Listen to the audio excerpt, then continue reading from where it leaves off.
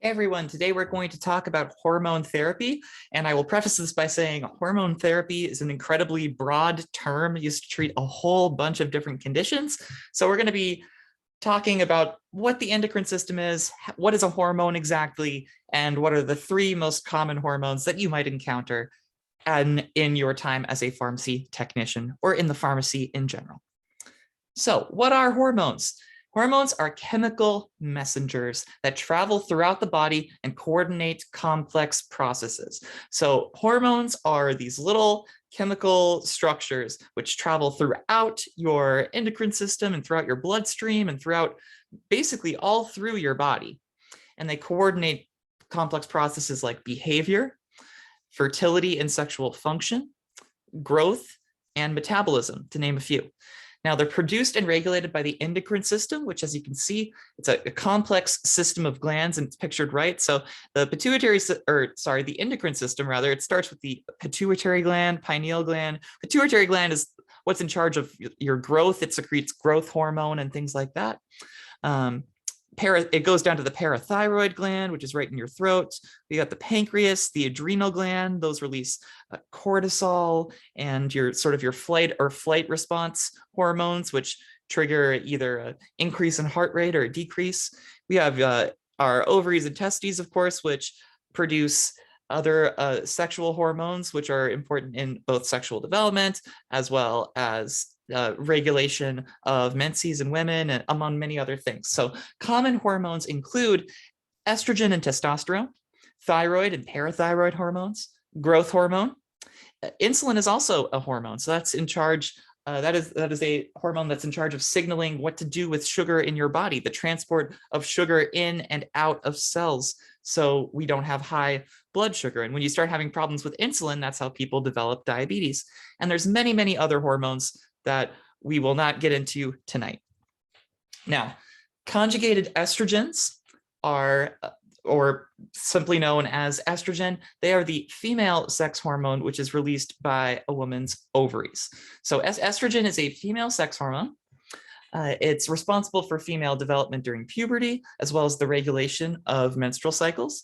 So it also influences bone health, mood, blood clotting, and estrogen levels notably significantly decrease during menopause. So as your body stops having regular cycles as you get older, that can cause menopausal symptoms. So estrogen, conjugated estrogens, Premarin is one of the most common ones that you'll see. Sometimes it comes in creams as well, like a vaginal cream, again, for a more topical rather than a systemic use.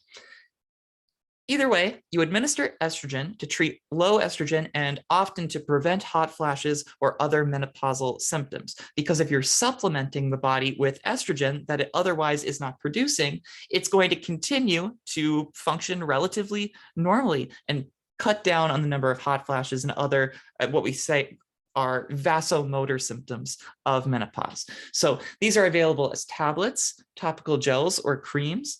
And they might also be used orally to prevent osteoporosis in certain postmenopausal women. It's not the first line in prevention of osteoporosis, but I do encourage you to watch the osteoporosis video, which is also available on this channel if you are interested. Now, side effects of estrogen. The biggest one is probably an increased risk of blood clots. Estrogen is in charge of some clotting factors within the blood. As we said, it's a hormone, so it goes throughout the body and it does go into the blood, and it may put someone at an increased risk for blood clotting, specifically deep vein thrombosis. So if people are taking estrogen therapy and they're on, say, like a long plane ride or something, or we do encourage them to stay fairly active. Don't be sitting down for too long in one position, and that decreases the chance of developing clots in your legs. Now, it may also cause mood changes, which makes sense again, because estrogen as a hormone has influence on mood, and mood does fluctuate, especially during menopause. And vaginal or during periods for that matter, vaginal or breakthrough bleeding may also happen, of course, because it's affecting the levels of estrogen that a patient has during their regular cycling period, as well as breast pain or swelling, which is also a fairly common side effect that people report. Next, we have the sort of the opposite, or the boy hormone, if you want to call it that, testosterone, sometimes called androgel, but it's available in many other formulations as well. Testosterone is the male sex hormone, responsible for producing male traits in the body, as well as sperm production, muscle mass, and fat distribution. So all those things that make a person characteristically look male, that pretty much has to do with testosterone production in the body. Now, it's like I said, it's produced in the testes, the testicles, and its levels decrease with age. So sometimes testosterone medications are used to treat low testosterone by supplementing it, the hormone within the body. So just like how you would take a vitamin if you're low on vitamin D, if you have low testosterone, you could take androgel or a similar testosterone. Now, low testosterone symptoms might include erectile dysfunction, low libido or low sex drive, loss of muscle, or low bone density. So it is something that is medically important and something that needs to be treated. Testosterone is also notably used to treat gender dysphoria, or people who feel that they were born in the wrong body, specifically people who are transitioning from female to male, so FTM patients for short. Very often when these patients are transitioning, they will go on testosterone therapy. And it's important, especially in the pharmacy, to not assume that it's a medication error if the person is not listed in the system as being having a male gender, and they suddenly are prescribed testosterone. So if you see like a testosterone for Stephanie, it's quite possible, and I've had this happen too, where you call and you'll be like, "Oh, hello, is Stephanie there?" And they answer, "Yes, yes," in a manly voice, and we go, "Oh, never mind. This was properly prescribed, and Stephanie is now going by Steve," and you update that in your system. It happened to me. It was actually a thing.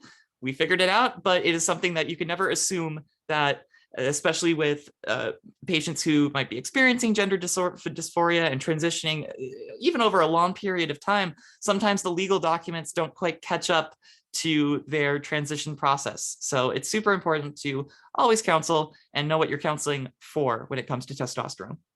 Now, it comes in multiple dosage forms, oral, intramuscular injections as well, it's a parenteral formulation. That's quite common in the transition therapy as well for transgender individuals.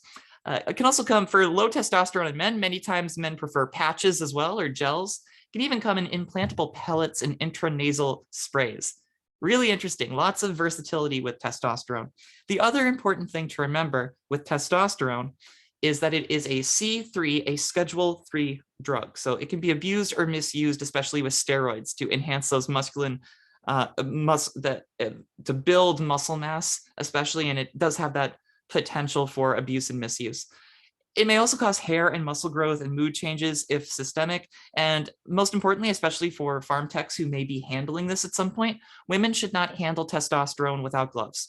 So if you are a woman and you are in the pharmacy and you're handling testosterone preparations or pills or any number of those dosage forms, always use gloves, or get a male coworker to work on processing that order for you, because certainly can cause issues that you do not want to have to deal with.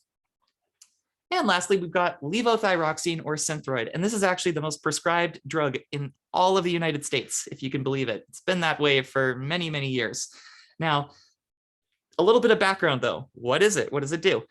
The thyroid gland produces two major hormones. So we have thyroxine, which is shorthand, we call it T4, and triiodothyronine, or T3. And that's necessary for all the cells in the body to regulate the rate at which calories are burned. So you burn calories and you either lose or you gain weight, depending on how fast your metabolism is. So the rate at which you burn calories that you take in through food, that affects weight loss or gain, among many other things in the body. So levothyroxine is used, or Synthroid for its brand name, levothyroxine is used to treat hypothyroidism, which is low thyroidism. Hypo meaning low, thyroidism, which has to do with thyroid. So it's used to treat low thyroid. The hypothyroidism is a state in which the thyroid does not produce or release enough hormones into the bloodstream, and that can cause fatigue, sensitivity to cold, constipation, dry skin, as well as weight gain. Now, side effects and important notes with this. Levothyroxine is so common mainly because it is so well tolerated. People do really, really well on levothyroxine. The dosing is interesting though, because it's based on weight. So it's actually based on 1.6, and note that it's microgram. It's not milligram, it's micrograms of levothyroxine. 1.6 micrograms per kilogram per day. And because it's based on weight, we need a lot of dosage forms. So as you can see over here, Synthroid comes in a whole bunch of very pretty colors, so you can tell it apart, because otherwise they would just be these generic white pills that you can't tell apart, but they come everywhere from orange to white to pink to blue to purple to green. And you can also take combinations of them as well, depending on what level of thyroid treatment the patient generally needs. But they come anywhere from 25 micrograms to 300 microgram tablets. Now, the side effects, if people do experience them, would include weight gain or loss, nausea and vomiting, and dizziness. And that just about sums up all of our hormone therapy. If you have any questions, feel free to ask. Thank you.